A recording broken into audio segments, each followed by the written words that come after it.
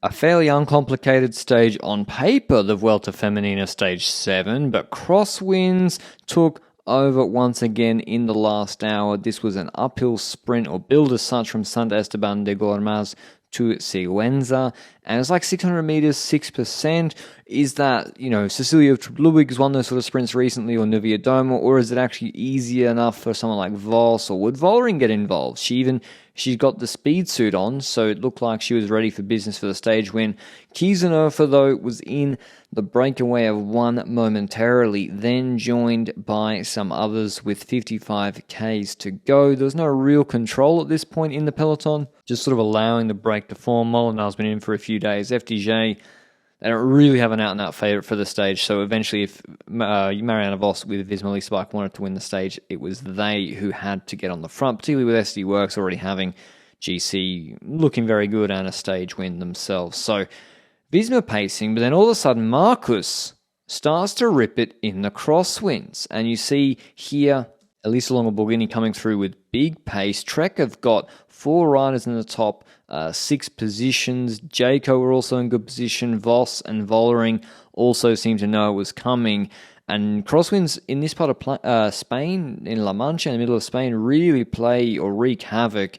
And yeah, there was huge splits. Movistar got caught out, despite this being their territory on these sort of open roads. They got caught out. Breakaway gets caught, and Elisa Longoborghini kind of uses them to actually put it in a line again and lines it out. But yeah, Jayco did a very, very good job. Marcus there, as well as 2 the big guns from EF Education Canada. You can see Alison Jackson struggling a little bit, it seemed, visibly, whilst Royce is pulling, as well as Kristen Faulkner, their 2 stage winners. But actually you see Vos having to move up positions herself, having to spend a bullet because she was worried it was going to split behind Spratt or Jackson. But in the end, it doesn't. She moves up onto Vollering's wheel, probably a safe wheel to be on, with Fisher Black there as well, because if Vollering gets dropped, well, in theory, then Roycer would stop pacing, and no one's going to stay away on the flat for 35 kilometres ahead of Roycer, Vollering, and some of the other, and Misha Bredevold. So all the main favourites made it. It was a group of about 30 riders, and as you can see, Movistar were the ones that missed it. They were chasing it for Lippert, and this is a great finish for Lippert. Now, she's not in her best shape, it seems, coming back from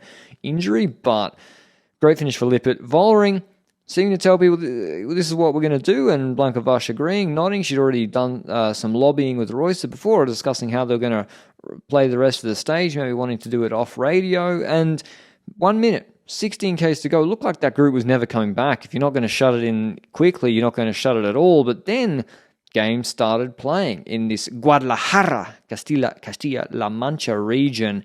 Just got a fair bit of rain, usually pretty dry.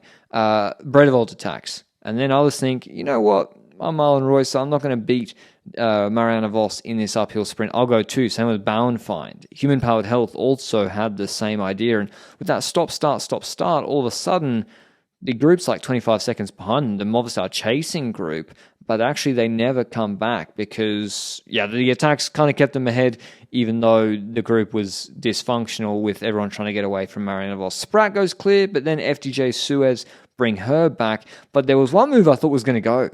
Bredevold jumps and gets a proper gap, and she's with Jayco, who also have Ingvild Gasquin in the group behind, and Alison Jackson, one of the powerhouses of this race.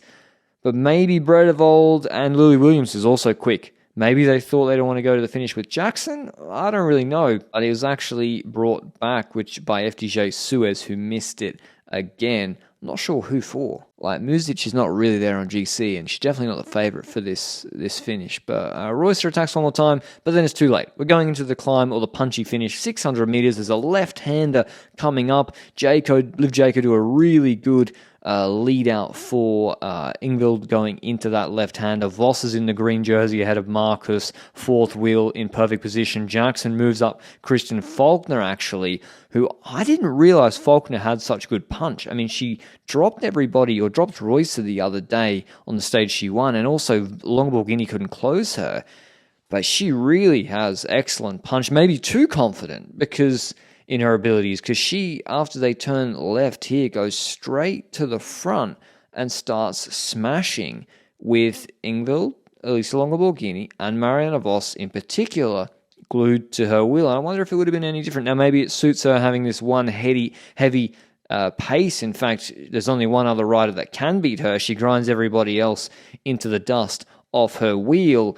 But unfortunately for her, there is one other rider here who takes her wheel back from Elisa Longoborghini with about 100 meters to go. Marianne Vos in the points jersey, which is well-deserved, showing why she's in it.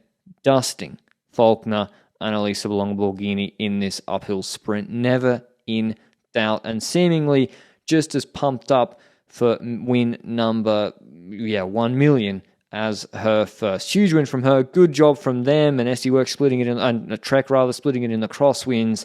And look at the gap she put on everybody. Bike links and bike links and bike links. She's back this year after maybe a bit of a down year last year. Vos has looked excellent, especially in the classics, and now carrying it forward to La Vuelta Femenina, where she is the best overall sprinter. Winning ahead of Faulkner, Longoborghini, then Vollering, Gasquet, Fischer, Black, Marcus, Music, Royackers, Bauernfeind. Here's what Vos had to say after the stage.